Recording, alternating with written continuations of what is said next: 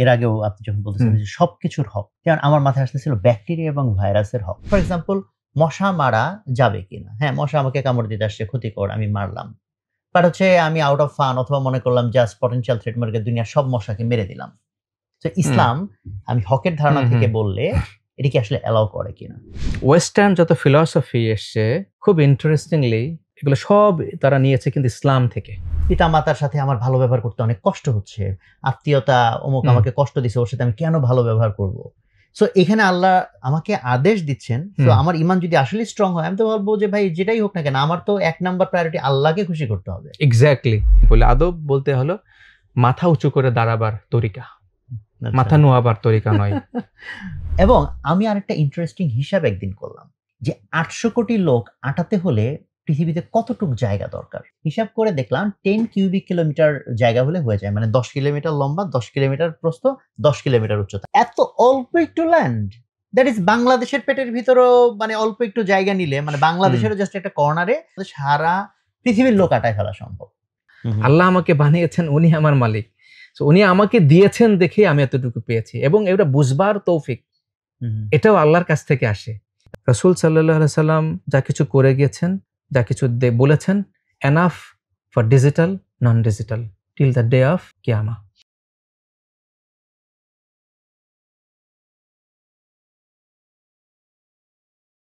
আসসালামু আলাইকুম সুপ্রিয় দর্শক, আশা করি ভালো আছেন। বই কথার নতুন একটা পর্ব নিয়ে আমি হাজির হয়েছি। আমি মাহমুদুল হাসান সোহাগ। আমরা যখন ইসলাম, মুসলিম এই শব্দগুলো শুনি, তো আমাদের কি চিত্র মাথায় ভেসে ওঠে? একটা মুসলিম নামাজ পড়বে, রোজা রাখবে, হজ করবে, জাকাত দিবে।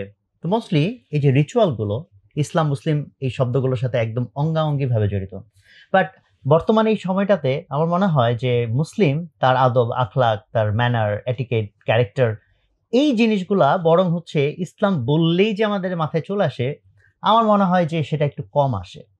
তো আজকের আলোচনার আমাদের যে টপিক সেটা অ্যাকচুয়ালি এইটাই, যে ইসলামে আদব। এবং আজকে আমরা যে বইটা নিয়ে কথা বলবো আমরা একটু পরে জানবো। আর সে সাথে আজকে আমাদের অতিথি হিসেবে যিনি আছেন, কোচ কামরুল হাসান। সালাম আলাইকুম। ওয়ালাইকুম আসসালাম, খুব ভালো আছি। তো আমরা খুব খুশি কামরুল ভাইকে পেয়ে আমাদের গেস্ট হিসেবে। কামরুল ভাই বাংলাদেশের অলরেডি অনেক বিখ্যাত একজন কোচ, এবং ইনফ্যাক্ট আমাদের এই কোম্পানিতে অন্যরকমেও আমাদের ডে লং কোচিং সেশন আমরা কামরুল ভাই থেকে নিয়েছি। সো সেই সাথে আরও ওনার পেশাগত যে সাফল্যগুলো আছে সেটা অনেকে হয়তো জানেন অনলাইনের থ্রুতে। উনি লিডারশিপ কোচিং স্ট্র্যাটেজিস্ট, যেটা হার্ভার্ড বিশ্ববিদ্যালয় থেকে, সেই প্রোগ্রামের থেকে ওনার লিডারশিপ শেখা। এবং জন সি ম্যাক্সওয়েল, এই নামটা আপনারা অনেকেই জানেন, লিডারশিপের খুব বিখ্যাত মানুষ। তার অধীনে কোচিং, ট্রেনিং, স্পিকিংয়ে উনি সার্টিফাইড। আর উনি একজন ডিস্ক মেথড, যেটা বল ডিআইএসসি, সেটা সার্টিফাইড বিহেভিয়ারাল কনসালটেন্ট। আমি ভুল বলে ঠিক করাই দিন। আর প্রায় 16 বছর বা 16 থেকে 20 বছর মানে অনেকগুলো বহুজাতিক কোম্পানিতে উনি ট্রেনিং করিয়েছেন। এইচএসবিসি, এরিকসন, ওয়াই, জেটি, এরকম বিখ্যাত সব কোম্পানিতে উনি কাজ করেছেন আলহামদুলিল্লাহ। সোশ্যাল মিডিয়াতে ওনার অনেক ফলোয়ার আছে। সো আমরা আজকে কামরুল ভাইয়ের সাথে যে বইটা নিয়ে কথা বলবো, বইটার নাম হচ্ছে আল আদাবুল মুফরাদ। বইটার অ্যাকচুয়ালি 2টা খণ্ড আছে, এবং বইটার যিনি লেখক তার নাম আমরা সবাই জানি, ইমাম বুখারী রহমতুল্লাহ আলাইহ। সো আমরা বুখারী শরীফ যে বলি, সেই ব্যক্তিটারই বুখারী শরীফের নাম যেমন আমরা সবাই জানি, বাট এই বইটার নাম হয়তো যারা একটু ডিপলি স্টাডি করে, খোঁজ খবর রাখে, তারা জানে। বাট অনেকেই হয়তো, যারা আমরা জাস্ট ক্যাজুয়াল মুসলমান, অনেক হয়তো এটা আমরা নাম জানি না। বাট সেই ব্যক্তির লেখা, এবং উনি উনি এমন একজন ব্যক্তি যে কোরআন শরীফের পরে সবচেয়ে যদি যে বইটাকে অথেন্টিক ধরা হয় সেটার নাম বুখারী শরীফ। সো সেই ব্যক্তির লেখা একটা বই, তাই না? তো সেটা নিয়ে আমরা কথা বলবো।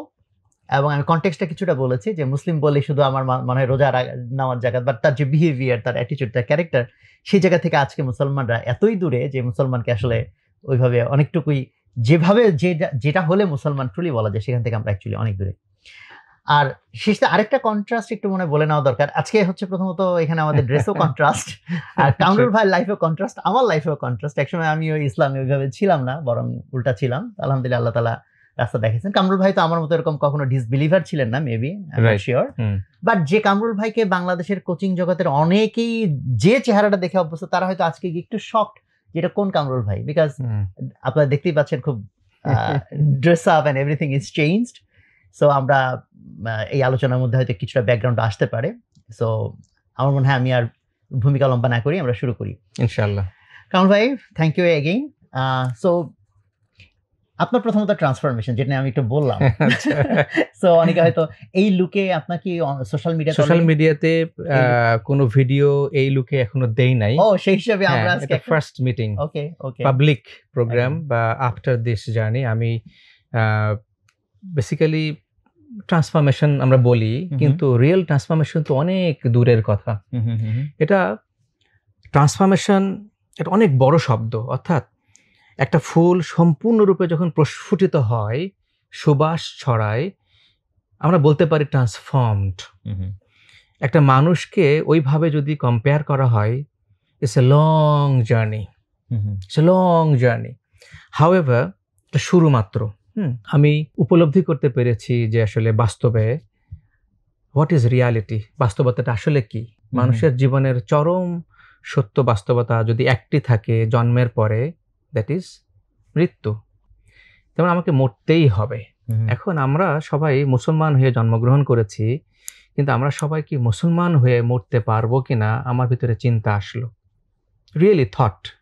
আমি যখন কানাডাতে ছিলাম গত বছর এবং এবছর, এই চিন্তার থেকেই বেসিক্যালি শুরু। আমি আসলে যাচ্ছি কোন দিকে? মৃত্যু তো আমার সামনে বলতে কি, মৃত্যু আমার সাথে, আমাকে ফলো করছে, right? So am I ready? So এখান থেকে শুরু এই journey, which is transformation journey, মাত্র শুরু। ওকে, সো আই থিঙ্ক অনেকেই যারা আপনাকে এতদিন ধরে চেনে, আজকে দেখে হয়তো সবাই একটু ধাক্কা খাবে। আলহামদুলিল্লাহ। সো এই যে বইটা, কারণ আমরা নর্মালি গেস্টদেরকে ইনভাইট করি যে তার লাইফের one of the most impactful বই যেটা, সেটা নিয়ে কথা বলার জন্য। সো আমি প্রথমেই জানতে চাই যে এই বইটার আসলে ভূমিকাটা কি আপনার লাইফের, কেন আপনি এটাকে ইম্প্যাক্টফুল বুক হিসেবে চুজ করলেন? অ্যান্ড এটা কি আপনার সম্প্রতি পড়া বই নাকি অনেক আগেই পড়া ছিল নাকি? এটা অতি সম্প্রতি পড়া বই। উপলব্ধি মানে আসার পর থেকে আসলে যে কোরআনের পরে সবচেয়ে মানে সারা দুনিয়াব্যাপী অ্যাকসেপ্টেড হাদিস কালেকশনস বাই ইমাম বুখারী রহমতুল্লাহ আলাইহি। সো সেই বুখারী শরীফ আমরা সবাই জানি, কিন্তু বুখারী শরীফের পরে ওনার মোস্ট ফেমাস বই হচ্ছে এটা, আল আদাবুল মুফরাদ, আমরা যদি বলি আদব কায়দা। সো একজন মুসলমান তার আখলাক কেমন হবে, তার চরিত্র কেমন হবে, মুআমেলা মুআশেরাত বলি। অর্থাৎ আমি নামাজ রোজা পড়লাম, কিন্তু নামাজ রোজা আমি বলি সিজনাল, আমরা সবাই জানি, কিন্তু সিজনাল নামাজ কিন্তু ডেইলি 5 টাইমস, রোজা বছরে একবার সিজনাল, হজ মোর সিজনাল, সারা জীবনে একবার, রাইট? ফরজ একবার, তো তাও কিন্তু সবার জন্য না। তার মানে কত বড় সিজনাল একটা জিনিস। জাকাত অলসো সিজনাল এবং নট ফর অল। তো নামাজ রোজা হজ জাকাত, আর থাকলে ইমান, রাইট? ইমানটা সিজনাল না, ইমানটা হলো যে ইমান কি বলা হচ্ছে যে সব সময় থাকতে হবে, তা বাকিগুলো সব সিজনাল। ইমান হলো 24/7। আমি যখন মারা যাচ্ছি, আমি তো নামাজে নাও থাকতে পারি, রোজায় নাও থাকতে পারি, তাই না? আমি তো মক্কা শরীফে নাও থাকতে পারি, কিন্তু আমি যখন মারা যাচ্ছি, তাহলে এই নামাজ রোজার বাইরে আমি কি মুসলমান হয়ে মরছি, তাই না? ওই সময়টাতে, তাহলে ওই সময়টা আমার যদি মালাকুল মউত আসে, ওই হালাতে আমি কি আমার আদব, আমার শিষ্টাচার, আমার ইমানি হালাত কি মুসলমানের তরিকার ভিতরে পড়ে কিনা, সেটা এই বই বলে দিবে। কারণ আল আদাবুল মুফরাদ, আদব, আমরা জানি আদব না থাকলে বেআদব, সোজা কথায় বাংলায়।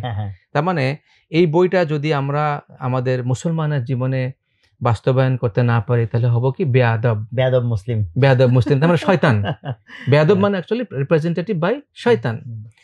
এত বিশাল গুরুত্বপূর্ণ কোরআনের পরে যদি ইসলামকে জানতে হয়, ধারণ করতে হয়, হাদিসকে বুঝতে হয়, জানতে হয়, এই বইটাও আসলে সবার জন্য আমি মনে করি ম্যান্ডেটরি, পড়া উচিত। শুধু পড়া না, এই জায়গাটা আমার কথা হলো যে কেন পড়বো? শুধু কি জানার জন্য না, তাহলে আমি জেনে কি করব?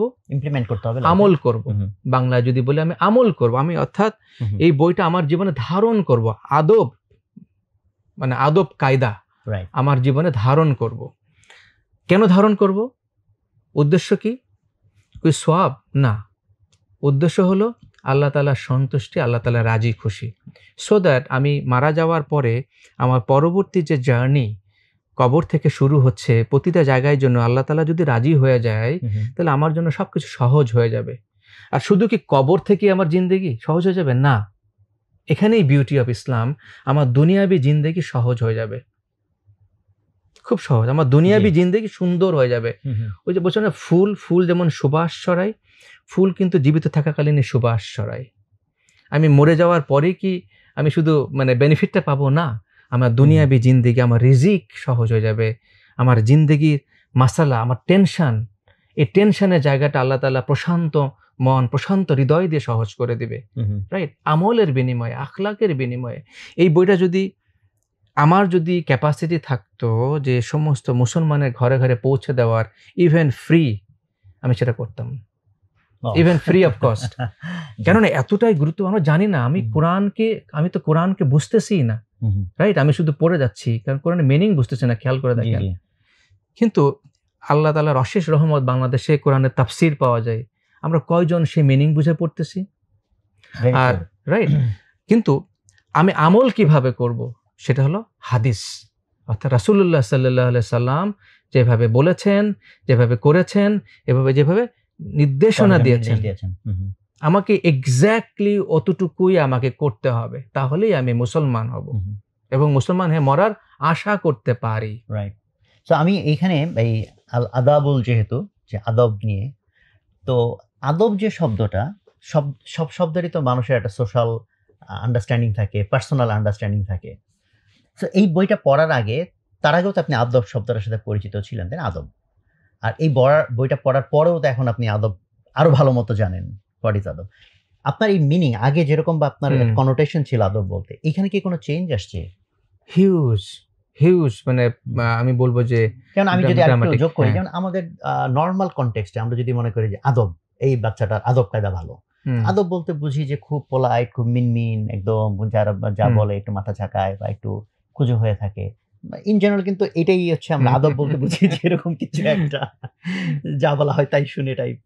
অ্যাকচুয়ালি আমি যদি ওখানে আসি ওই এক্সাম্পলে, আদব বলতে হলো মাথা উঁচু করে দাঁড়াবার তরিকা, মাথা নোয়াবার তরিকা নয়, নাম্বার 1।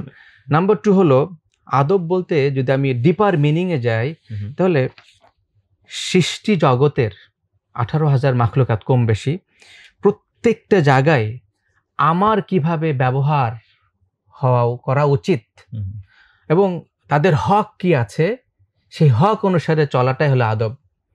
তো সেখানে শুধু মানুষ তো একটা কম্পোনেন্ট, গাছের সাথে, পশু প্রাণীর সাথে, নন মুসলিম, নন বিলিভারের সাথে, প্রত্যেকটা ক্রিয়েশনের সাথে আমার কিভাবে আচার ব্যবহার করা উচিত, সেটার নাম হলো আদব। আমি সেটা জানি কিনা। আর আদব শুধুমাত্র আমার ব্যক্তিগত জিন্দেগির বিষয় না, আমার সমস্ত সৃষ্ট মাখলুকাতের সাথে আমি কিভাবে আচরণটা করব। তো অফকোর্স সেটার ভিতরে মুআমালাত, মুআশারাত, অর্থাৎ আমার দৈনন্দিন জীবন, আমার পারিবারিক জীবন, আমার রাষ্ট্রীয় জীবন, আমার সামাজিক জীবন, আমার ব্যবসায়িক জীবন, it is a integral part. এই যে কম্প্রিহেন্সিভ যে ধারণা, তাই না, এটাই হলো আমার যে প্যারাডাইম শিফট বলি আমাদের ভাষায়, এটা হলো প্যারাডাইম শিফট। এবং আল্লাহ তাআলা আমাকে কি করতে বলছেন সমস্ত হালতে, অর্থাৎ সমস্ত কন্ডিশনে, সেটা জানাটা আদব। আমাদের এই মুসলিম সমাজে যেমন ধরেন আমরা যেরকম মুসলিম বললে ইবাদত বলে, যেটা আমি আমাদের ইন্ট্রোডাকশন আমি বললাম, যে আমরা ধরে নিচ্ছি একজন লোক নামাজ পড়তেছে, রোজা রাখতেছে, এটি তো একটা ইন্ডিকেশন। তো আদব বলে যে ব্যাপক অর্থটা আপনি বললেন, যে অন্যের যত রকম হোক, even not only to even humans, মানে ইভেন টু ইভেন একটা অ্যানিমেল অ্যান্ড ট্রি, এই কনসেপ্টটা তাহলে সমাজে কি অনেক বেশি অনুপস্থিত না, মানে আমাদের মুসলমানদের ক্যারেক্টারের ভিতরে এবং দৈনন্দিন জীবন আচরণে? তো কি কারণে মনে হয় যে এটা তো ইসলামের খুব একটা সেন্ট্রাল একটা পার্ট হিসেবে বলা যায় আদবটাকে, তো এটা সেন্ট্রাল পার্ট নয় কেন এখন ইভেন এটা সেকেন্ডারি, টারশিয়ারি এরকম একটা লেয়ারে চলে গেল? আচ্ছা, যদি আমি একদম গোড়া থেকে এগ্রি করেন কিনা যে এটা কি সেকেন্ডারি বানিয়ে ফেলেছি কিনা আমরা? সেকেন্ডারি আমরা আসলে তো যদি গোড়া থেকে আসি, গাছের গোড়া কেটে দিয়ে আমি যদি বলি যে এই গাছে কেন ফল ধরে না, পাতা কেন সবুজ না, সেটা কি হবে? গোড়া কেটে দিয়ে পানি দিলে হবে না। আমাদের গোড়াতেই গলদ মুসলমানদের, মানে আমরা যারা সো কল্ড মুসলমান হচ্ছে কিভাবে গড়াতে গলত। দেন এই বইটা কিন্তু চ্যাপ্টার শুরুই করেছে, খুব ইন্টারেস্টিং আপনার প্রশ্নের সাথে, চ্যাপ্টার শুরুই হয়েছে আমরা যদি দেখি পিতা মাতার সাথে সদ্ব্যবহার। নাম্বার 1 প্রথম অধ্যায় পিতা মাতার সাথে সদ্ব্যবহার, তারপরে বলছে আত্মীয়তার বন্ধন ঠিক রাখা। খেয়াল করে দেখেন, তারপর সন্তানের প্রতি মমতা, প্রতিবেশীর সাথে সদাচার, এর আচার ব্যবহার ভদ্রতা। তার মানে রুট কি? পিতামাতা। পিতামাতা হলো রুট, খুব সেন্সিটিভ বিষয়। পিতামাতা হলো রুট।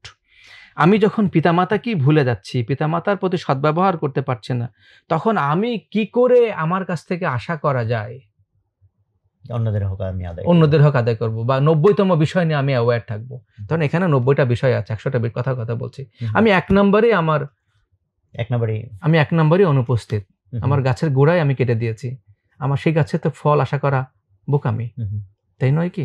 জি, ব্যাপারটা এখানেই। মানে আমরা আসলে কেন এত বেশি সরে গেলাম, মানে এই যে আমাদের আদবের যে জায়গাটা বা হকের যে জায়গাটা, তো আমরা নামাজ পড়তে হবে এটা যেরকম একদম মনে করতেছি, হ্যাঁ পড়তেই হবে টাইপের, বা এটাকে যেভাবে মনে করতেছি, এই জায়গাটা এসে যে আমাদের এই যে ল্যাকিংস বা সেকেন্ডারি বানায় ফেলে, এটার কারণ আপনার কাছে কি মনে হয়?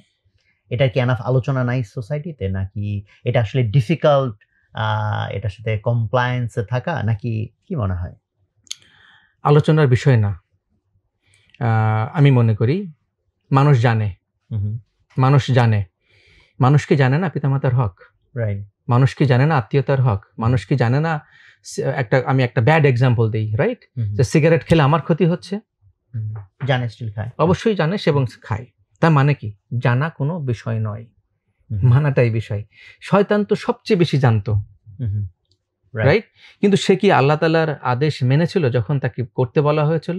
না, সে মানে নাই, সে ডিসঅ্যাগ্রি করেছে এবং রিজন বলেছে, লজিক দিয়েছে। ইসলাম নো লজিক, সারেন্ডার। আল্লাহ তাআলা যেটা বলছেন, রাসূল সাল্লাল্লাহু আলাইহি ওয়াসাল্লাম যেভাবে করতে বলেছেন, ফলো দ্যাট। আমাদের ভিতরে এই জায়গাটাই প্রবলেম হয়ে গেছে। আমরা আমাদের নিজস্ব পয়েন্ট অফ ভিউ আনার চেষ্টা করি, হুইচ ইজ ইনফ্লুয়েন্সড বাই শয়তান, which is a thought coming from শয়তানি পার্সপেক্টিভ। আমি যদি এভাবেই বলি যে শয়তান তো দেখেন, আরো রুটে আসতে হবে। তাহলে রুটটা হলো যে শয়তানকে যখন আল্লাহ তাআলা বের করে দিলেন, শয়তান তখন আল্লাহ তাআলার কাছ থেকে একটা জিনিস চেয়ে নিয়েছেন, আমরা সবাই জানি কি সেই জিনিস। শয়তান চেয়েছে, আল্লাহ তুমি আমাকে সেই অধিকার দাও আমি যেন মানুষের রগে রগে শিরায় শিরায় ঢুকতে পারি। কত ডেঞ্জারাস ব্যাপার! আল্লাহ সেই অধিকারকে অ্যাকসেপ্ট করেছেন, তাকে সেই ক্ষমতা দিয়েছেন। কেন ইমাজিন, রাইট, আল্লাহ তাকে সেই ক্ষমতা দিয়েছেন আমার রগে, আমার প্রতিটা ভেইনে, তার মানে আমার চিন্তার জগতে, আমার ব্রেনের প্রতিটা থটের গোড়ায় আল্লাহ তাআলা তাকে যাওয়ার অধিকার দিয়েছেন। এট দ্য সেম টাইম আল্লাহ তাআলা বলছেন, আমি আমার বান্দাকে সেফগার্ড করব থ্রু গাইডেন্স। দেখি কে জয়ী হয়। অবশ্যই আল্লাহ তাআলা জয়ী হবেন, কিন্তু কে জয়ী হবেন? যে আল্লাহ তাআলার নির্দেশনা মানছেন, গাইডেন্সটা ফলো করছেন। দ্য গাইডেন্স ইজ ফ্রম আল্লাহ তাআলা এবং তার প্রিয় হাবিব হযরত মুহাম্মদ সাল্লাল্লাহু আলাইহি সাল্লাম। লা ইলাহা ইল্লাল্লাহু মুহাম্মাদুর রাসূলুল্লাহ। রাসূলুল্লাহ সাল্লাল্লাহু আলাইহি সাল্লাম যেভাবে বলেছেন, উনি কি নিজের মতো বলেছেন, নিজের মতো করেছেন?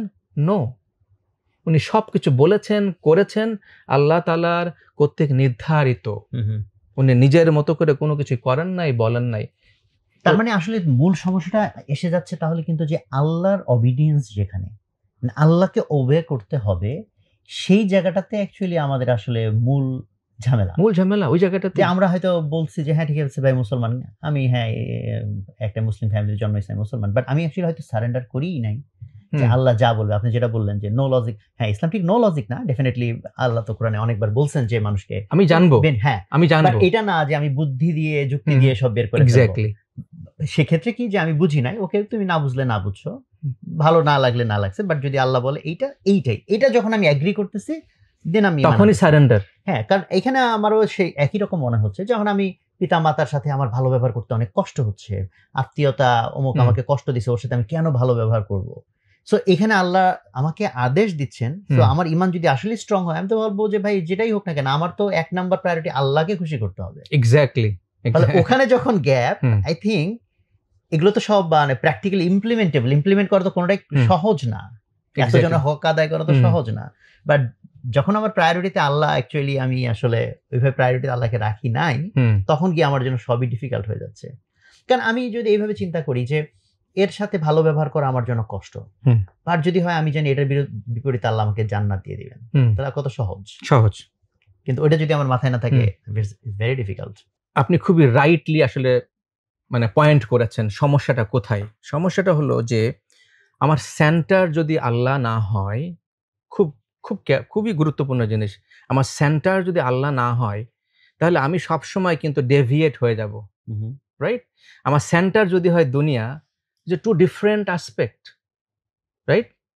আল্লাহ আমি এটাকে বলছি আল্লাহ সেন্ট্রিক মাইন্ডসেট। আমি এবার এই টার্মটা নিয়ে আসছি যে আল্লাহ সেন্ট্রিক মাইন্ডসেট। আমরা সবাই ট্রেনিং এ বলতাম যে open mindset, growth oriented, growth centric. এবার আমি বলছি আল্লাহ সেন্ট্রিসিটি।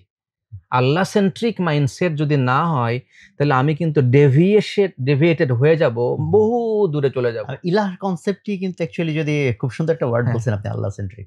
লা ইলাহা, ইলাহা বলতে ইলাহ মানে আল্লাহ সেন্ট্রিক। সো মুসলমানদের হওয়া উচিত কিন্তু আল্লাহ সেন্ট্রিক মাইন্ডসেট। সবকিছু হতে হবে আল্লাহকে কেন্দ্র করে।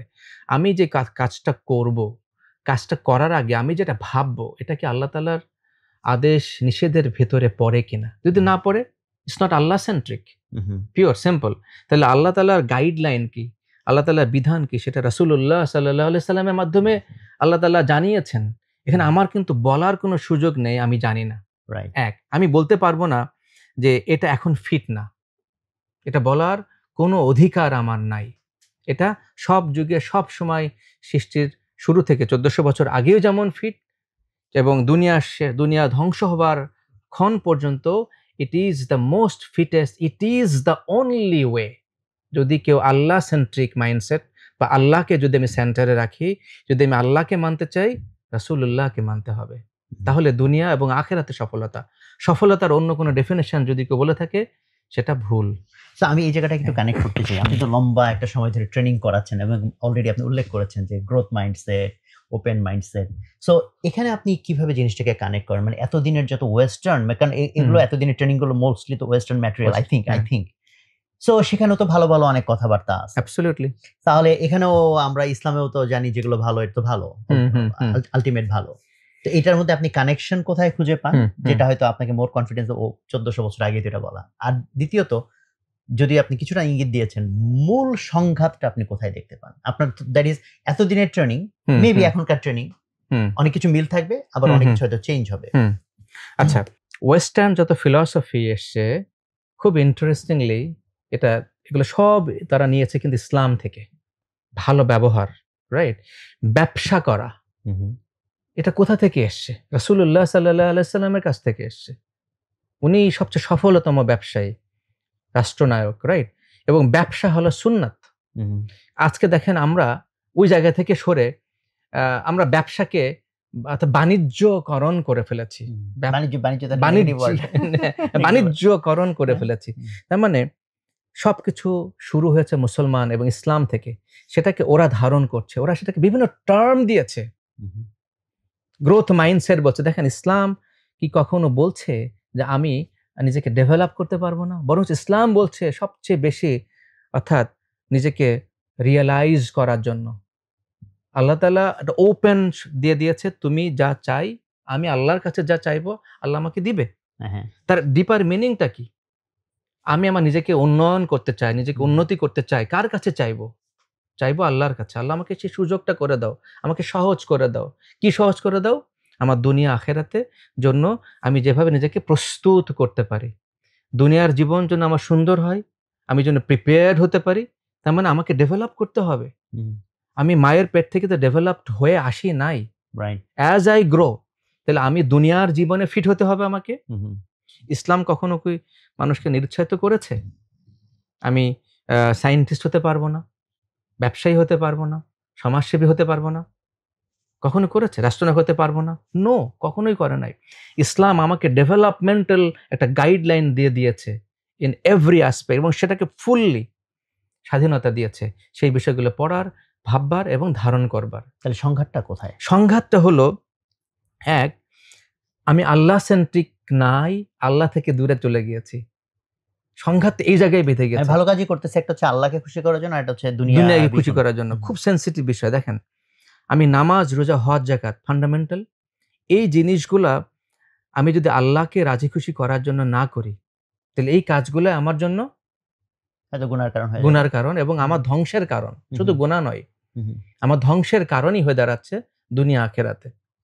তাহলে নামাজ, রোজা, হজ, যাকাত সমস্ত ভালো কাজ যদি আল্লাহ সেন্ট্রিক না হয়, সেটা ডেস্ট্রয় হয়ে যাচ্ছে এবং আখেরাতে সর্বপ্রথম বিচার হবে কিন্তু ৩ শ্রেণীর মানুষের। আলেম, আমি উইথ দি রেসপেক্ট বলছি, মোটামুটি সারমর্ম হলো আলেম, শহীদ এবং দানবীর।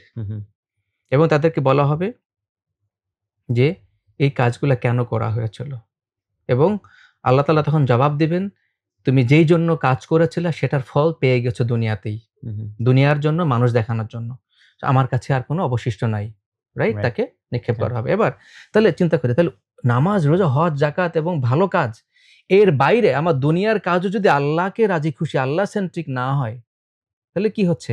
সেটা তো ইবাদত তো হচ্ছেই না, সেটা আমার অহংকারের কারণ হয়ে দাঁড়াচ্ছে, আমার দুনিয়ার জীবনে পেরেশানির কারণ হয়ে দাঁড়াচ্ছে, একটা র্যাট রেসের ভেতরে চলে যাচ্ছি।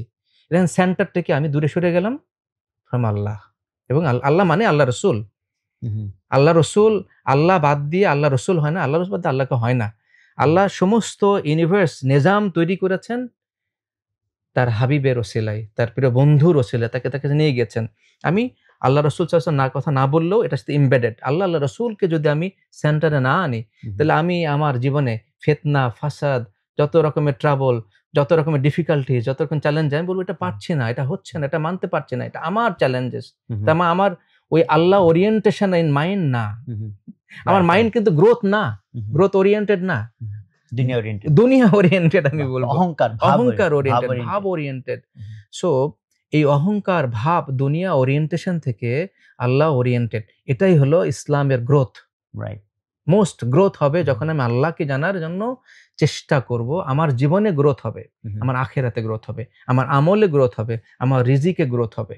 মানে আমার আখলাক সুন্দর হবে, আখলাক সুন্দর হলে আমার আমলগুলো প্রোটেক্টেড হচ্ছে এবং আমার আমলটাও কিন্তু সুন্দর থেকে সুন্দরতম হবে। আমি দান খয়রাত বা সমস্ত ইসলামের আহকামগুলো করব, তখন আল্লাহ সেন্ট্রিক হয়ে যাচ্ছে। সো আমার সেন্টারে কিন্তু আমার আসলে সমস্যা হয়ে গেছে। সেই কারণে আসলে আমি দুনিয়াবি, এখন আপনি যেটা বলছিলেন যে তাহলে এই যে মানে ওয়েস্টার্ন ওয়ার্ল্ড সব ঠিক আছে, কিন্তু ওয়েস্টার্ন ওয়ার্ল্ডের একটা যারা আমাকে নিয়ে যাচ্ছে দুনিয়াতে, আমাকে এটা নিয়ে আসতে হবে আল্লাহতে। সো আমরা যদি বইয়ের একটু ভিতরে যাই, যখন ইন জেনারেল মানুষ যখন এই আদব সম্পর্কে, যেমন যে পিতামাতার হক, এগুলো তো আমরা মোটামুটি শুনি, এগুলো মেবি আপনি আপনার লাইফে শুনেছেন, বাট এই বইটা যখন আপনি পড়লেন, তাহলে এটা কিভাবে আপনাকে আবার নতুন করে ভাবতে মানে করলো, ইন্সপায়ার করলো? বিকজ এগুলো তো ভাই জানি, এই টাইপের কি অনেকে আর্গু করতে পারে কিনা? আচ্ছা, এখানে দুইটা জিনিস আমি এখন বলছি। প্রথম বিষয় হলো যে আল্লাহ রাসূলের পরে সবচেয়ে বেশি হক কার? পিতামাতার। মায়ের প্রতি হয়, মায়ের প্রতি, মায়ের প্রতি, মায়ের প্রতি। রাসূল সাল্লাল্লাহু আলাইহি ওয়াসাল্লাম 3 বার বলেছেন। ফোর্থ হলো ফাদার। আরেকটা হাদিসের সামারি যে 3 ব্যক্তি যেন ধ্বংস হয়ে যায়, আল্লাহ রাসূল বলছেন আমিন, মেম্বারে উঠছেন এবং প্রতিবার বলছেন আমিন, আমিন এবং আমিন। সাহাবারা জিজ্ঞাসা করলেন, আল্লাহ রাসূল, এই প্রথম দেখলাম আপনি 3 বার মেম্বারে উঠলেন, আমিন বললেন। বললেন যে আমার কাছে জিবরাইল আলাইহিস সালাম বললেন যে ব্যক্তি পিতামাতাকে বৃদ্ধ বয়সে পেয়েছে কিন্তু জান্নাত আদায় করতে পারে নাই, সেজন্য ধ্বংস হয়ে যায়। আল্লাহ রাসূল কি বললেন? আমিন। দ্বিতীয়বার, যে ব্যক্তি রোজা পেয়েছে কিন্তু সে গুনাহ মাফ করতে পারে নাই, সেজন্য ধ্বংস হয়ে যায়। আল্লাহ রাসূল কি বললেন? আমিন। তৃতীয়, যে আল্লাহ রাসূলের নাম বলল কিন্তু শানে দরুদ পড়ল না, সেজন্য ধ্বংস হয়ে যায়। দেখেন, আল্লাহ রাসূল বলছেন ধ্বংস, জিবরাইল বলছেন, আল্লাহ রাসূল বলছেন আমিন, ধ্বংস। তার মানে আমার জীবনের সবকিছু ধ্বংস হয়ে যাবে। তার মানে কি আমার দুনিয়া আখিরাত সব ধ্বংস হয়ে যাবে। মানে দিব্য দৃষ্টিতে মনে হবে যে অনেক কিছু হয়েছে, বাট এটা ধ্বংসের কারিগর। খুব সিরিয়াস, আমার মাথায় কিন্তু সাংঘাতিকভাবে হিট করেছে। নাম্বার 1। নাম্বার 2, যে বিষয়টা আমাকে সবচেয়ে বেশি নাড়া দিয়েছে সেটা হলো যে মুআমালা মুআশারাত। ফর অ্যান এক্সাম্পল, আমি বাস্তবতার কথা বলি। ধরেন আমরা যারা ট্রেনার, আমরা যারা স্পিকার এবং কোচ, সোশ্যালি আমাদের একটা আইডেন্টিটি আছে। সেই আইডেন্টিটির কারণে আমাদের ভিতরে একটা অহংকার তৈরি হয়ে গেছে। অহংকার তৈরি হয় যে আমি অনেক বড় হয়ে গেছি, আমি কি হয়ে গেলাম, না আমি মানুষকে পড়াচ্ছি, শেখাচ্ছি, আমি ট্রেনিং দিচ্ছি, আমি সামনে আছি, বলছি, একটা ভাব তৈরি হয়ে যায় না, অহংকার। বলছে অহংকার আল্লাহ তাআলার গায়ের চাদর। তাহলে এটা কত বড় বিষয়! অহংকার শুধু আল্লাহ তাআলার জন্য রিজার্ভড। তাহলে আমি যদি সেই আল্লাহ তাআলার গায়ে চাদর ধরে টান দেই, ইমাজিন দ্য ফ্যাক্ট কি হতে পারে? আর নাই বললাম, রাইট?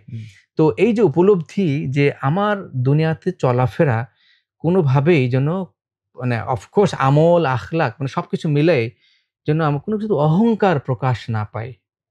তাহলে দুনিয়াতে এমনভাবে চলতে হবে যেন মাটির উপরে আমার মনে হয় এমন পোশাক-আশাক থেকে শুরু করে মানে চলন-বলন, দুনিয়াবি যা কাজ, অহংকার প্রকাশ পাওয়া মাত্রই সব শেষ, ধ্বংস। এটা কত বড় বিষয়! মানে আমি দিব্য দৃষ্টিতে মনে হবে আমি দাড়ি রাখছি, আমি টুপি আছে, রাইট? আমি নামাজ করছি, রোজা করছি। কিন্তু একটা জায়গায় যদি গোলমাল হয়ে যায়, যদি আমার ভিতরে একটু অহংকার চলে আসে, কোনো কারণে এটা এত ভয়ানক একটা বিষয়। এটা চিন্তা করা যায় না। আমার পোশাক, আমার কথা বলা, আমার চলা, আমার আচার-আচরণ যদি অহংকার প্রকাশ পায়, যদি আমার জুতার কারণেই অহংকার প্রকাশ পায়। আজকে দেখেন কত কম্পিটিশন। আমি একটা এক্সাম্পল দিলাম। হ্যাঁ, কত কম্পিটিশন, এটা কেন? Show off. তো শো অফটা কি কিসের জন্য? এটা অহংকার প্রকাশ পাচ্ছে না? জি, জি। আমি বলতে পারি এটা আমার হিউমিলিটি। আল্লাহ তাআলা মানুষের মন ভালো জানেন, উনি বিচার করবেন। আমি বিচার করার কেউ না। আমি বলছি আমি যেভাবে দেখছি। আমার কাজের ভিতরে কি অহংকার প্রকাশ পাচ্ছে? আমাকে এখন ভাবাই যে আসলে আমি আগে যেভাবে ট্রেনিং করাতাম, আগে যেভাবে স্পিকিং করতাম, আগে যেভাবে কোচিং করাতাম, এখন আমি কিভাবে করব? একটা ফিল্টার আমার সামনে এসছে। সো কারণ এর কারণটা হলো যে মুমিনদের জন্য দুনিয়াটা জেলখানা। আমি এই কনটেক্সটটা আনতে চাই এটাকে আরো বেটার এক্সপ্লেইন করার জন্য। আর নন বিলিভারদের জন্য দুনিয়া হলো মাস্তি করার জায়গা। তাদের জন্য প্যারাডাইস। এখন জেলখানা কি ভাই আমোদ ফুর্তি করার জায়গা? না, ডেফিনিটলি লিমিটেড। লিমিটেড। জেলখানায় কি আমি সবকিছু উপভোগ করতে পারবো? Definitely no. সো মুসলমান তাহলে আমাদের জিন্দেগিটা কেমন হওয়া উচিত? এই বই আমাকে সেই ভাবনার জগতে নাড়া দিয়েছে। এই দুটি আমি একটা এক্সাম্পল বললাম। এরকম শত বিষয় আছে যে আসলে আ আ আল্লাহ সেন্ট্রিক, আল্লাহকে চিনতে হলে, আল্লাহ রাসূল এবং ইসলাম কত সুন্দর সেটা বুঝতে হলে এই বইয়ের বিকল্প নাই। আমি এই বইয়ের মার্কেটিং এর জন্য বলছি না। আমি যদি পারতাম, আমি ফ্রি, আমি যদি কখনো পারি আমি যত মানুষকে সম্ভব দিব ইনশাআল্লাহ, হ্যাঁ? সেটা একটা বিষয়। কিন্তু এতটা গুরুত্বপূর্ণ। আমরা দূরে সরে এসেছি। জি, জি। সরতে একদম টেবিলের কোনায় যেয়ে আমরা আসলে টানতেছি কি নিয়ে? মই কি হনু গিয়ে। আমি কত বড় হয়ে গেছি। এখানে একটা খুব ইম্পোর্টেন্ট বিষয় আছে। আমি বড় না, আমি কিছুই না। আল্লাহ। আল্লাহ আমাকে বানিয়েছেন, উনি আমার মালিক। সো উনি আমাকে দিয়েছেন দেখেই আমি এতটুকু পেয়েছি এবং এটা বুঝবার তৌফিক এটাও আল্লাহর কাছ থেকে আসে। এটা কনভারসেশনটা একটা ফাইন পয়েন্ট হতে পারে যে আপনি যদি সঠিক বুঝ পাই সেটাও আল্লাহ তাআলার দেওয়া তৌফিক। রাইট। সো এখানে তো অনেকগুলোই চ্যাপ্টার। তো যেমন আমরা এখানে দেখলাম পিতামাতা, তারপর প্রতিবেশী। জি। এরকম আরো কতগুলো অ্যাসপেক্ট, যেহেতু সবগুলো তো আর আমরা টাচ করতে পারবো না, যদি আপনি এক্সাক্টলি। চান যে সিলেক্টেড কিছু জায়গা টাচ করার জন্য।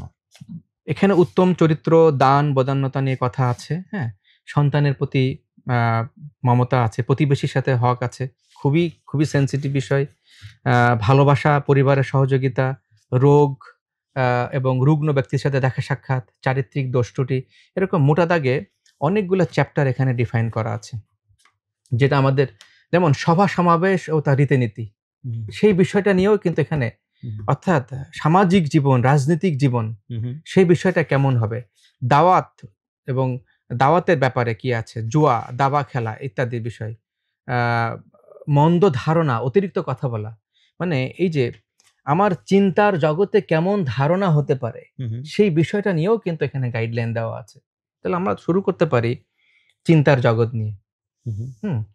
সো আমরা সবাই জানি আসলে আমাদের মাথার ভিতরে কত রকম চিন্তা নিয়ে আসে। ওই যে বলছিলাম শয়তান আমাকে আমার ভিতরে রগে ঢোকার সুযোগ করে দিয়েছে, আল্লাহ তাআলা দিয়ে দিয়েছেন তাকে টেস্ট করার জন্য।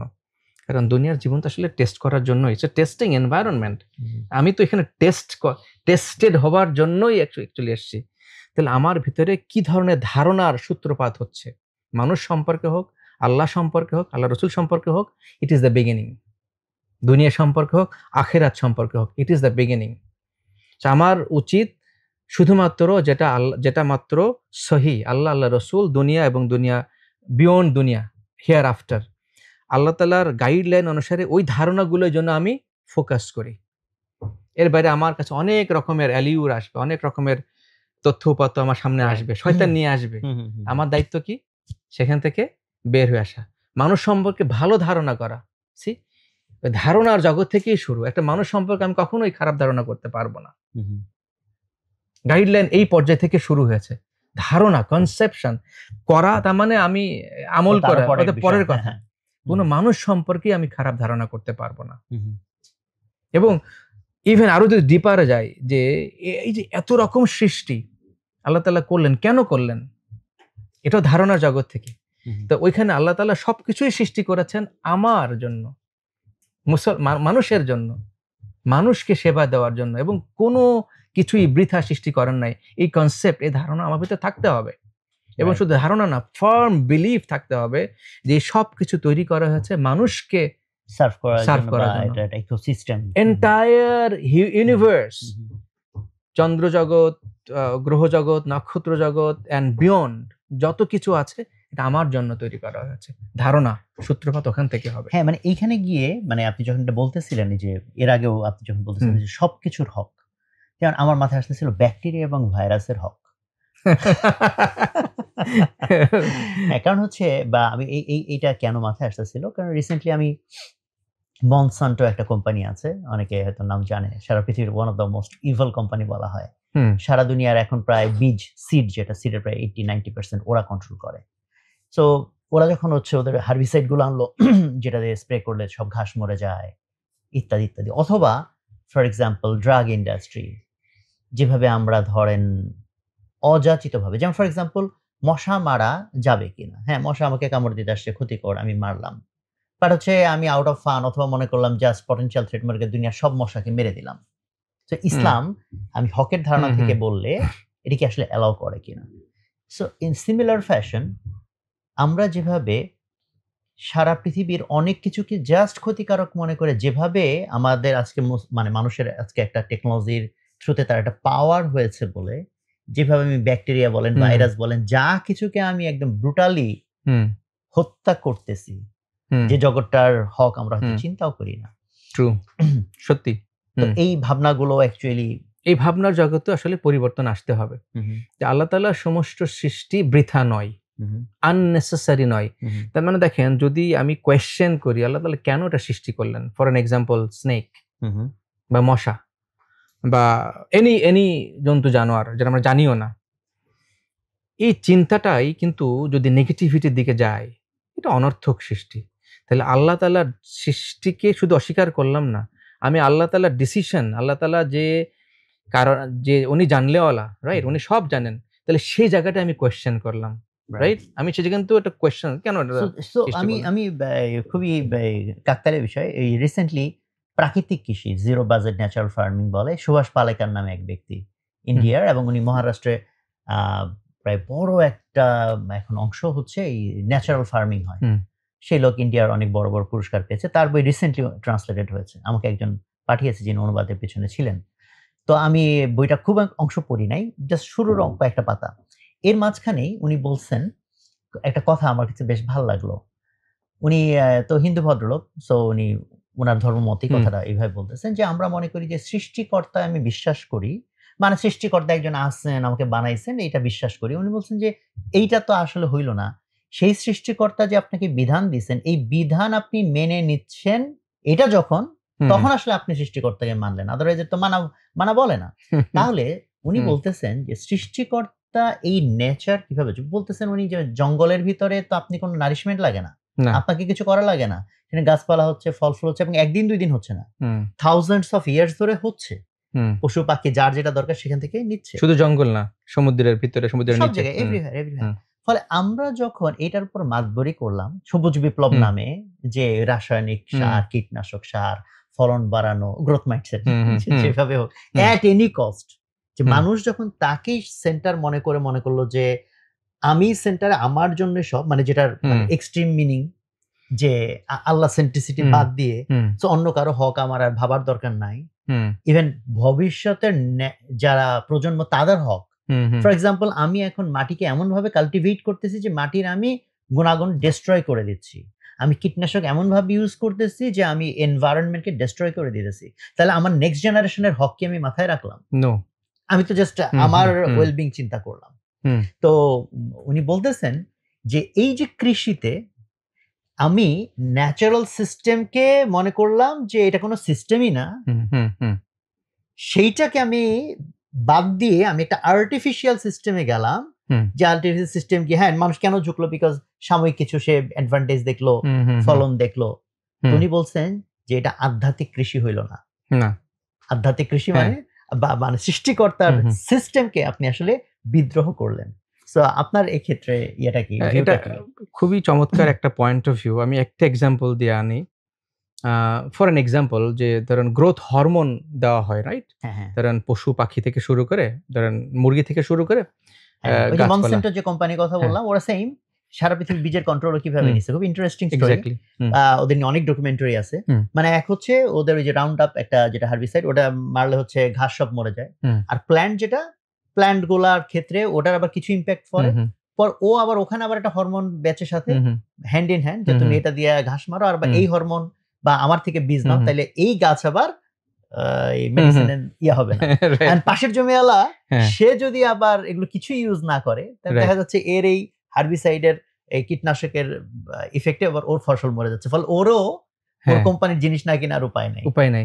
এটা খুবই একটা ভিশিয়াস সাইকেল। আমি যে কথাটা বলতে যাচ্ছিলাম, to connecting to that dot, সেটা হলো যে ধরেন এই যে গ্রোথ হরমোন, আমি যদি ন্যাচারালের বাইরে যখন যাচ্ছি, আজকে সারা দুনিয়াতে আমাদের ফিজিক্যালি সেই ইম্প্যাক্টগুলো তৈরি হয়ে যাচ্ছে, রাইট? ফর অ্যান এক্সাম্পল, আমি যদি সবকিছু এরকম আনন্যাচারাল খাওয়া, প্রসেসড খাওয়া শুরু করি, আমি ওয়ার্ডটা বললাম প্রসেসড ফুডটাকে আমি প্রসেস করে আমি ফাস্ট ফুডে চলে গেলাম, রাইট? প্রসেসড শব্দটা আনলাম, তাহলে আমার বডিলি ইম্প্যাক্ট কি হচ্ছে?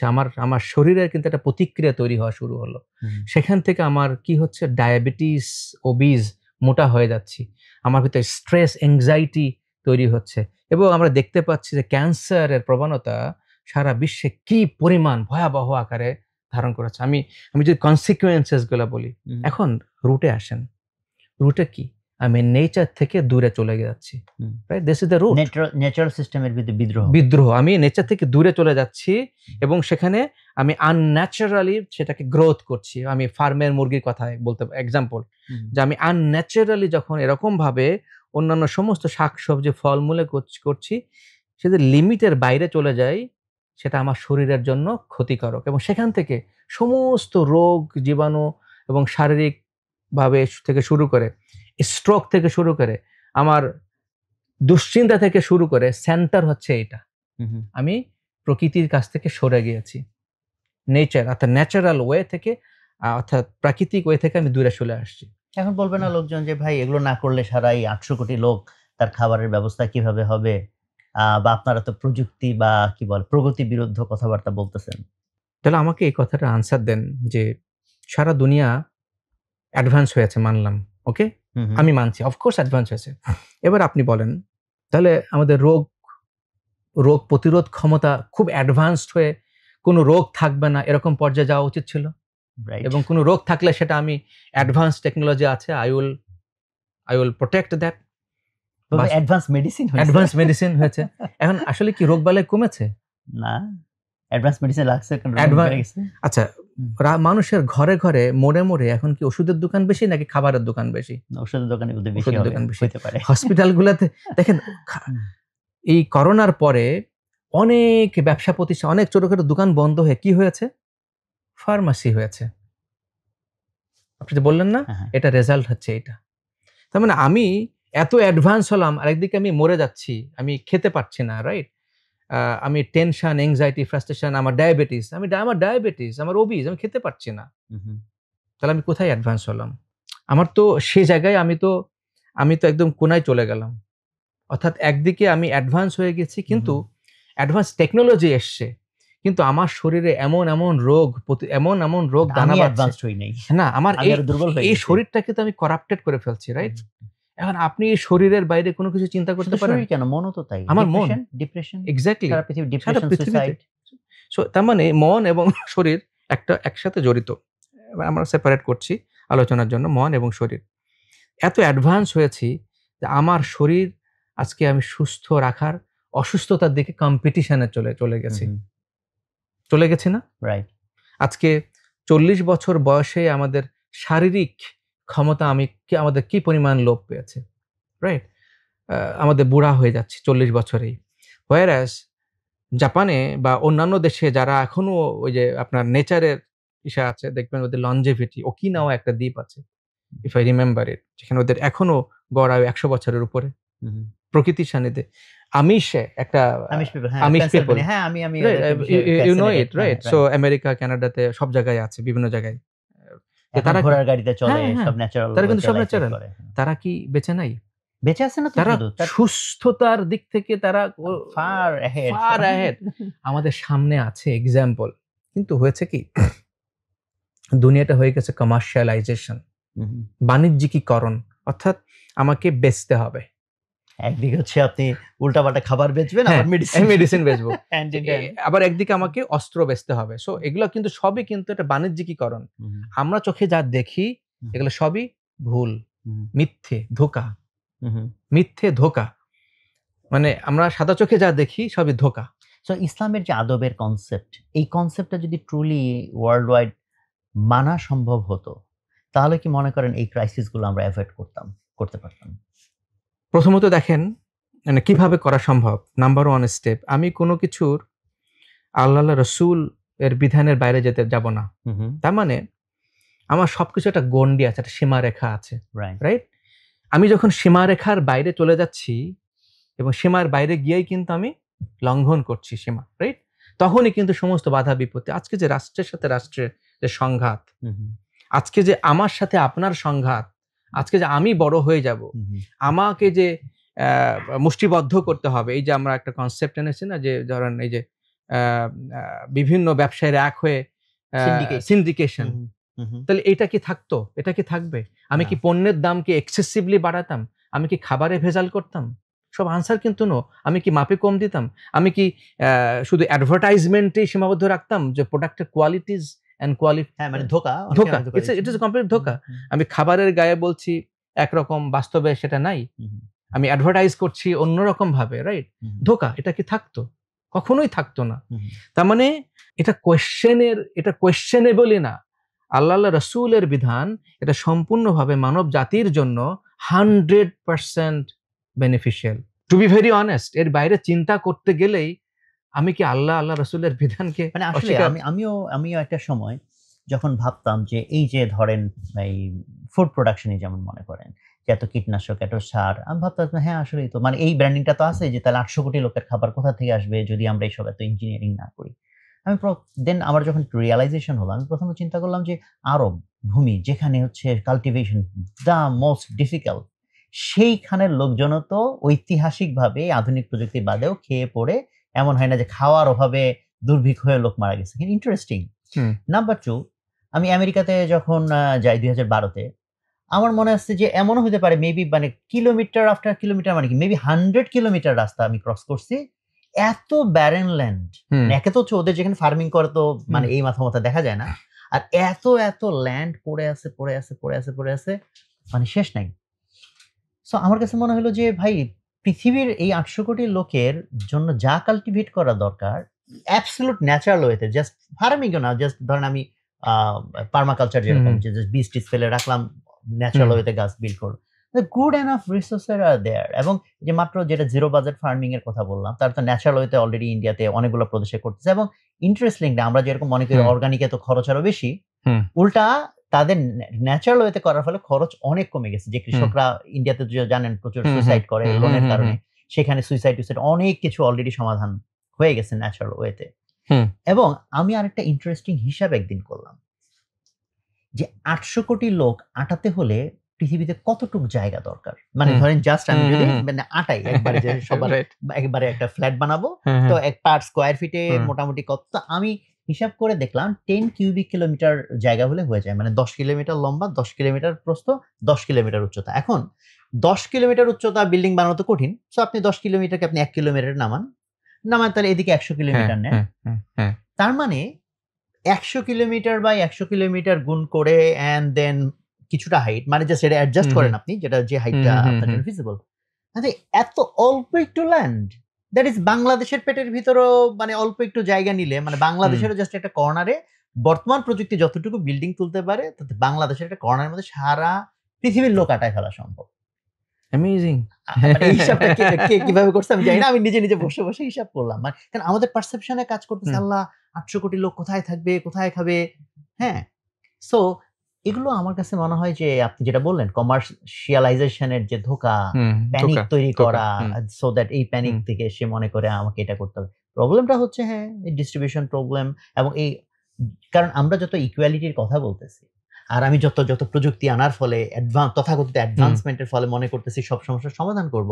আমার কোয়েশ্চেন হচ্ছে, আগের পৃথিবীতে ইনইকুয়ালিটির যে লেভেল ছিল, যে সবচেয়ে বড় লোক আর সবচেয়ে গরিবের যে ডিফারেন্স, হুম, হুম। যত প্রযুক্তি আসতেছে ডিফারেন্স কি কমে আসতেছে? নো, ক্রমাগত বাড়তেছে বাড়ছে। না? হুম। ক্রমাগত যদি বাড়ে, তাহলে আমি কিভাবে আশা করলাম যে তাহলে এই ডিরেকশন এ আগালে দেন আমরা সব ইকুয়াল হয়ে যাব? কখনোই সম্ভব না। সম্পদ তো কুক্ষিগত হয়ে গেছে।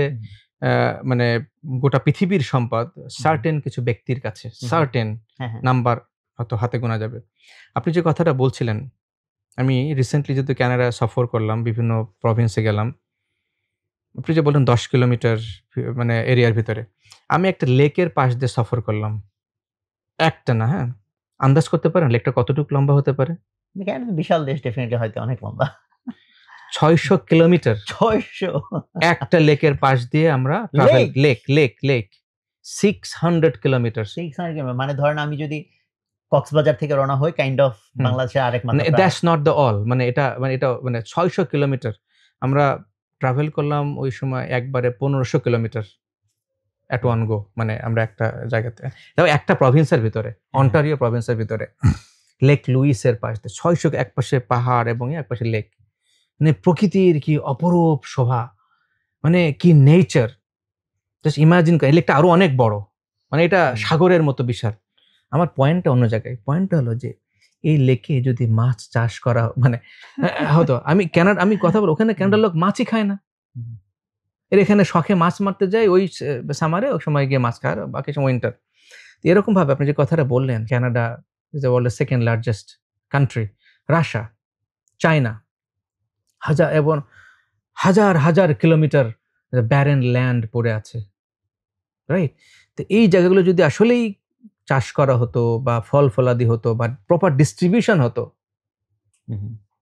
তাহলে পৃথিবীতে ক্ষুধা দারিদ্র্য দেন প্রথমত এবার সেন্টারে আসি। এগুলো হলো মানে রিসোর্স এর পয়েন্ট। সেন্টার হলো ইসলাম কমপ্লিট কোড অফ লাইফ।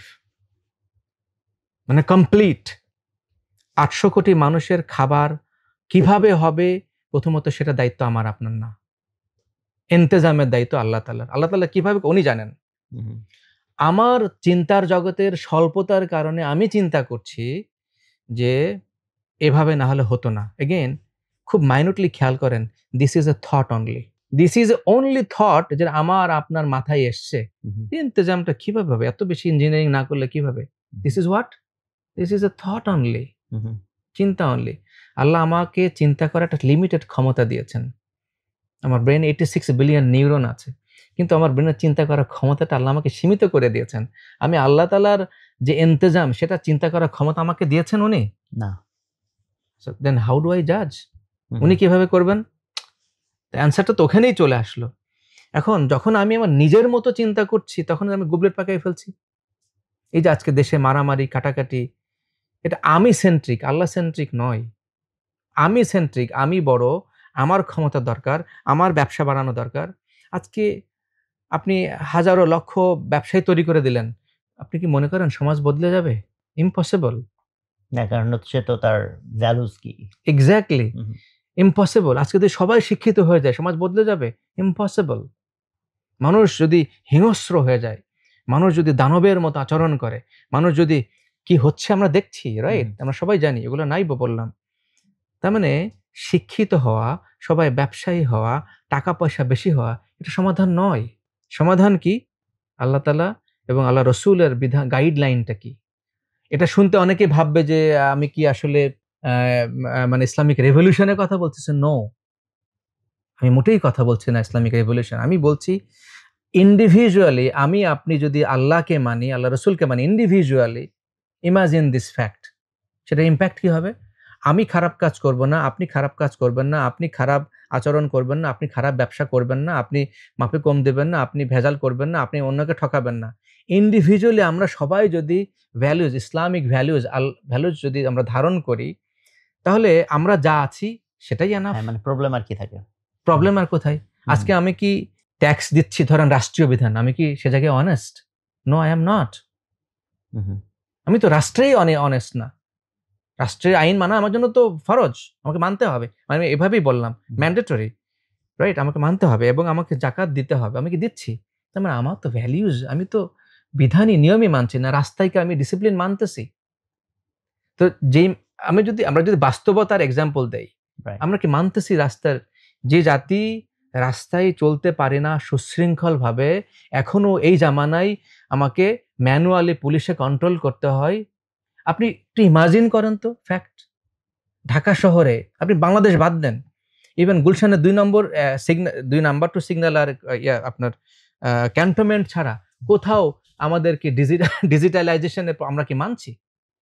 গাড়ি চলছে, মানুষ চলছে, রিক্সা চলছে, ভেড়া চলছে, ছাগল চলছে। শব্দটা উল্লেখ করাতে খুব ভালো হলো, কারণ তা নাহলে আমার মাথায় আসতেছিল যে আমরা কত ডিফারেন্ট আচরণ করি। খেয়াল করেন, ক্যান্টনমেন্টের বাইরে আর ক্যান্টনমেন্টের ভিতরে, জাস্ট উইদিন এ মিনিট, একটু আগে ক্যান্টনমেন্টের বাইরে ছিলাম, ক্যান্টনমেন্টের ভিতরে। সো এই যে এনভায়রনমেন্ট কিভাবে মানে মানুষকে ইম্প্যাক্ট করে, যে কারণে আপনি যখন বলতেছিলেন যে ইন্ডিভিজুয়ালি আমরা সবাই ভালো হয়ে গেলাম, প্র্যাকটিক্যাল ওটা তো অনেক ক্ষেত্রেই প্র্যাকটিক্যাল না, বাট এই যে পরিবেশ তৈরির যে বিষয়টা, যেটা আমাকে হেল্প করবে ওই আচরণটা করার জন্য। এক্স্যাক্টলি, হ্যাঁ। তা না হলে মনে করেন যে সবাই ফলে ফরমালিন দিচ্ছে, আমি একা সৎ ব্যবসায়ী, আমি ফলে ফরমালিন দিতে চাইলাম না, তো চিন্তা করেন আপনি কয়দিন টিকবেন? মেবি হয়তো ইম্পসিবল হয়ে দাঁড়াবে, কারণ আপনি হয়তো কস্টিং, প্রাইসিং কোনোটাতেই ওর সাথে পারবেন না। এক্স্যাক্টলি। আমি এই জায়গায় একটা এক্সাম্পল দেই। মিষ্টি কোথায় রাখতে হয়? ফ্রিজে, রাইট? একটা রেগুলেটেড এনভায়রনমেন্ট হলো ফ্রিজ। সেই মিষ্টিকে আপনি এবার একটু ফ্রিজ থেকে বের করে বাইরে রাখেন, কয় ঘন্টা ভালো থাকবে? হ্যাঁ, ফিউ আওয়ার্স। সেখানে পোকা আসবে, মশা আসবে, মাছি আসবে, রাইট? মুসলমান is a sweet, kind of a sweet, মিষ্টি। মুসলমানকে থাকতে হবে রেগুলেটেড এনভায়রনমেন্টে, ফ্রিজের মতো রেগুলেটেড এনভায়রনমেন্টে থাকতে হবে। পরিবেশ না থাকলে পরিবেশ বানাইতে হবে রেগুলেটেড, যে আমি ওই ফ্রিজের বাইরে গেলে আমি নষ্ট হয়ে যাবো, আমাকে পোকামাকড় খেয়ে ফেলবে, তার মানে আমাকে দুনিয়া আমাকে খেয়ে ফেলবে, আমি নষ্ট হয়ে যাবো, মানে আমার ইমান আমল সব চলে যাবে। এক্সাম্পল এভাবে আমরা অ্যানালাইসিস করি, তাই না? ওই যে ক্যান্টনমেন্টের মতো আমাকে পরিবেশ তৈরি করতে হবে নিজের জন্য, নিজেকে প্রথমে। আমি কি করতে পারি আমার পরিবারের সাথে? আমি পরিবেশ তৈরি করতে পারি, এটা তো অন্তত করতে পারি।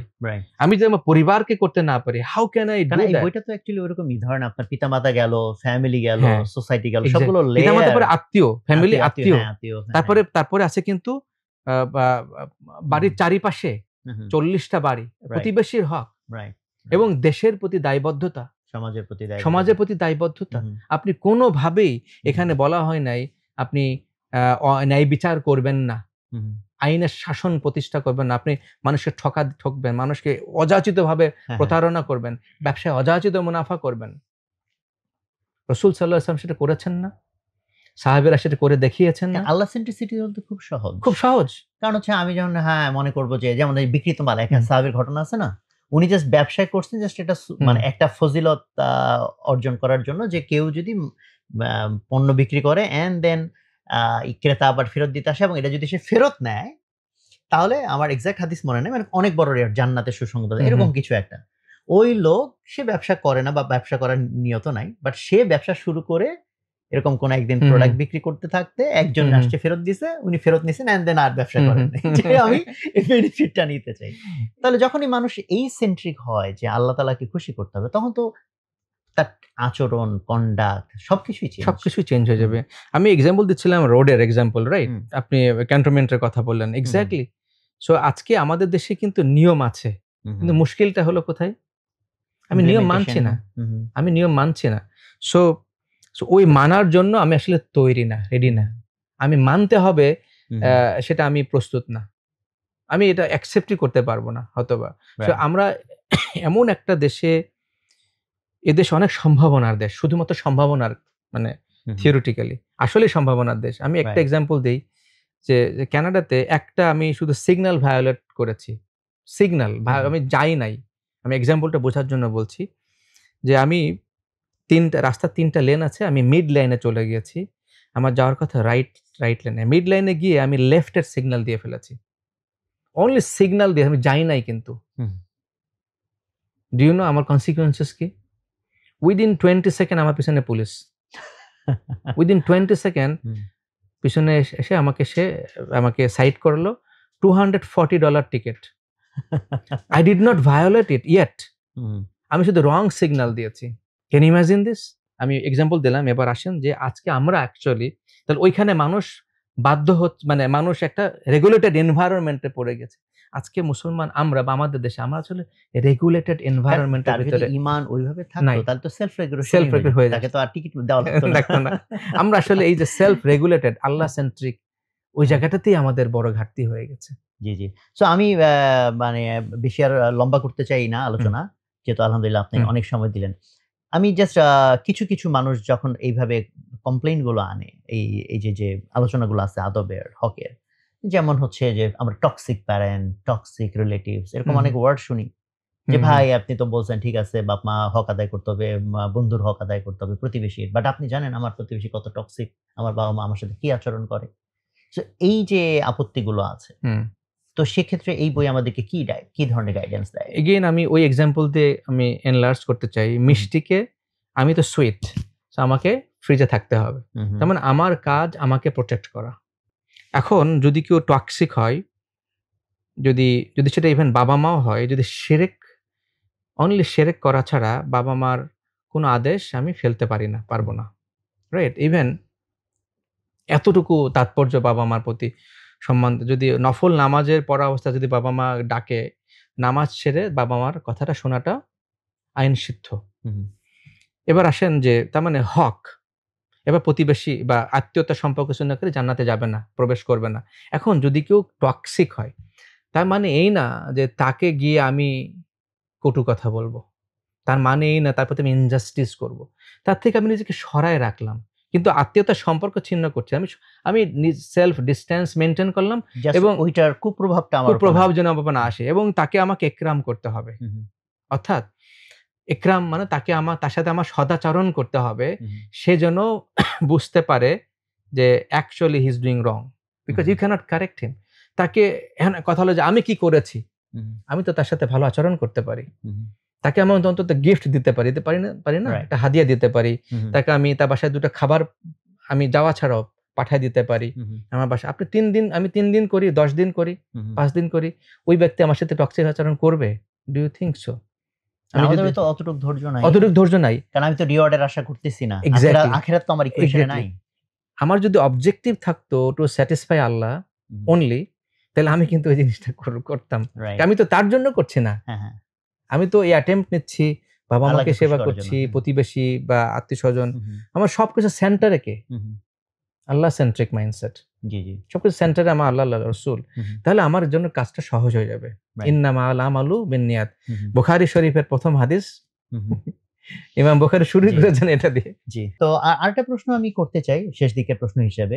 তো এখানে তো অ্যাকচুয়ালি অনেক কিছু কভার করা এই 2 খণ্ড মিলিয়ে, বাট ধরেন যদি ইমাম বুখারী রাহমাতুল্লাহ আলাইহি উনি যদি বেঁচে থাকতেন, সো এবং যদি মনে করেন উনি কোনো চ্যাপ্টার এখানে অ্যাড করতেন, হোয়াটস ইওর গেজ, উনি কোনো চ্যাপ্টার কি অ্যাড করতেন কিনা? আমার এই ক্ষুদ্র জ্ঞানে আসলে এটা ইম্পসিবল। আমি কোশ্চেনটা যেটা আমার মাথায় আছে সেটা হলো যে বর্তমানে আমাদের তো রিয়েল লাইফ বাদেও একটা লাইফ আছে, যেটা হচ্ছে আমরা কি বলি ডিজিটাল লাইফ, তাই না? Social media and everything. তো এখানে সোশ্যাল মিডিয়ার আদব, তো এটা কি একটা ইম্পর্টেন্ট বিষয় হয়ে দাঁড়ায়? এটা আমি মনে করি এরকম কোনো কিছুই থাকতো না। এর কারণটা হলো আমি ব্যক্তি হিসেবে 2 রকম আচরণ করতে পারি না। প্রথমে হিপোক্রেট হব, রাইট? তার মানে আমি ব্যক্তি রিয়েল লাইফেও যেমন ডিজিটাল লাইফে একই রকম সেম। আমি এখানে যেমন কাউকে গালি দেব না, গিবত করব না, এক্স্যাক্টলি আমি ডিজিটাল লাইফে শো অফ, ডিজিটাল লাইফে শুধু ভালো জিনিস দেখাচ্ছি। প্রবলেমটা হয়ে যাচ্ছে ওই জায়গাতে। দেখেন ইমাম বুখারী 6 লক্ষ হাদিসের হাফেজ, শুধু হাদিস না একদম সনদ সহ, মানে এটা চিন্তাই করা যায় না, এটা চিন্তাই করা যায় না। ছোট ঘটনা বলে শেষ করি। উনি যখন বাগদাদে গেছেন পড়ার জন্য, তো উনি যাদের সাথে পড়তেন, উস্তাদ সবক দিচ্ছেন, এ বইতে লেখা আছে, আমি বানাই বলছি না। উস্তাদ যখন সবক দিচ্ছেন সবাই লিখছেন, নোট নিচ্ছেন। তো 15 দিন গেল, এরকম আশেপাশে সবাই নোট নিচ্ছেন, উনি নোট নিচ্ছেন না। সবার মনে কোয়েশ্চেন জাগলো, আরে ছেলে তখন ইয়াং, তার বয়স মানে অ্যারাউন্ড 15-16 তো মানে ওই বয়সে, তখন সবাই বলে মানে ওই মানে টিনেজার যে আসলে কাহিনী কি, তুমি এখানে আসো, আমরা সবাই লিখি, তুমি লেখো না, কারণটা কি? তো একদিন সে বাধ্য হয়ে বলল, আচ্ছা তোমরা কি লিখছো, কতগুলা হাদিস লিখছো? সব বলল। এবার সে তাদেরকে 16,000 হাদিস, তারা যা বলছে 16,000 হাদিস মুখস্থ শুনিয়ে মানে বলল, এইগুলা সহ আরো 16,000 ওইখানে সে শোনাইলো। তারপর বললো, তোমরা কি এখনো আমাকে ওই প্রশ্ন করবা কেন আমি লিখি না? উনি যা শুনতেন, যা দেখতেন, একবারে মুখস্থ হয়ে যেত। Photographic memory. তো আপনার কোয়েশ্চেন যেটা হলো যে উনি তো রাসূল সাল্লাল্লাহু আলাইহি সাল্লামের জীবনের কার্যগুলিকে সংকলন মানে কালেক্ট করেছেন, যাচাই বাছাই, এবং কোনো কিছু লেখেন নাই পাক পবিত্র হয়ে গোসল করে 2 রাকাত নামাজ পড়া ছাড়া। একটি হাদিস উনি লেখেন নাই, রিওয়ায়াতে এসছে। এখন কথা হলো যে রাসূল সাল্লাল্লাহু আলাইহি সাল্লাম যা কিছু করে গিয়েছেন, যা কিছু বলেছেন, enough for digital, non digital, till the day of কিয়ামা। ওকে, আর আমার অ্যাবসলিউট ফাইনাল কোশ্চেন সেটা হচ্ছে যে যদি পুরো এই বই মিলিয়ে কোনো একটা হাদিস অথবা কোনো একটা লার্নিং এই সময়ের বাংলাদেশে আমরা যারা বিশেষ করে ইয়াং আছি, যদি জাস্ট একটা লেসন লার্নিং অর হাদিস আপনি এখান থেকে কোট করতে চান, সেটা কোনটা হবে? অহংকার আল্লাহর গায়ের চাদর। Already you have explained. তার মানে এটা মানুষকে বিনয়ী হতে শেখাবে, এটা মানুষকে মাটিতে নামিয়ে আনবে। যে মানুষ বিনয়ী হবে, মাটিতে নেমে আসবে, সে কিন্তু বাবা মার খেদমত থেকে শুরু করে আত্মীয়স্বজন, কলিগ, পশু পাখি এবং সমাজের জন্য ক্ষতির কারণ হবে না। সো আমি যদি বুঝি আমি কেউ না, আমি নগণ্য বান্দা, মাখলুক, আমি যে কোনো সময় মারা যেতে পারি, আমার কোনো ক্ষমতা নেই, এনাফ সেই মানুষটা বিনয়ী হবার জন্য যে আসলে আমাকে তো আল্লাহ পাঠিয়েছেন, আমার মালিক আমি নই। এটা যদি মানুষ বুঝতে পারে, আমি যদি বুঝতে পারি আমার মালিক আমি নই, এটুকুই বলবো যে আসলে এই বুদ্ধি, এই বিবেকটুকু যদি আসে, আমার মালিক আমি নই, আমি এখানে স্বল্প সময়ের জন্য এই শরীরের ভিতরে আমাকে আত্মা দেওয়া হয়েছে, এন্ড আই উইল ট্রানজিট। অন্তত এই জিনিসগুলো পড়লে এই উপলব্ধি এই জায়গাটায় আসবে, তাহলে আমার কিভাবে অ্যাক্ট করতে হবে, এই বই আমাকে সেই আদব শেখাবে, অ্যাক্টিং শেখাবে। Wonderful, in this life. Thank you very much. দর্শক, আমরা অ্যাকচুয়ালি অনেক লম্বা সময় ধরে খুব বিমোহিত হয়ে কামরুল ভাই থেকে অনেক ধরনের জিনিস আমরা জানলাম এই বইকে কেন্দ্র করে, ওনার আন্ডারস্ট্যান্ডিং, ওনার ভিউ। সো আমি ফাইনাল ওয়ার্ডস হিসেবে এটা বলতে চাই যে আমরা যখন ইসলাম খুঁজি, মেবি শুধু মসজিদের মধ্যে খুঁজি, কতগুলো মুসল্লি গেল, কতগুলো নামাজ পড়লো, বাট ইসলাম তো শুধু মসজিদের মধ্যে না, ইসলাম রাস্তাঘাটে, ইসলাম ট্রেনের ভিতরে, ইসলাম আমার বাসার ভিতরে, আমার অফিসের ভিতরে, প্রত্যেকটা জায়গায় ইসলাম বিরাজ করার কথা। তো আমরা সেই মুসলমান কিভাবে হয়ে উঠতে পারি, অ্যাকচুয়ালি আমার পুরো আলোচনা থেকে এটাই আমার টেক, যে এই বইটা হয়তো সেই সেন্সটা আমাদের মধ্যে আবার হয়তো গ্রো করবে। তো আমরা সেরকম মুসলমান হয়ে উঠি, দুনিয়া সুন্দর হয়ে যাবে ইনশাল্লাহ।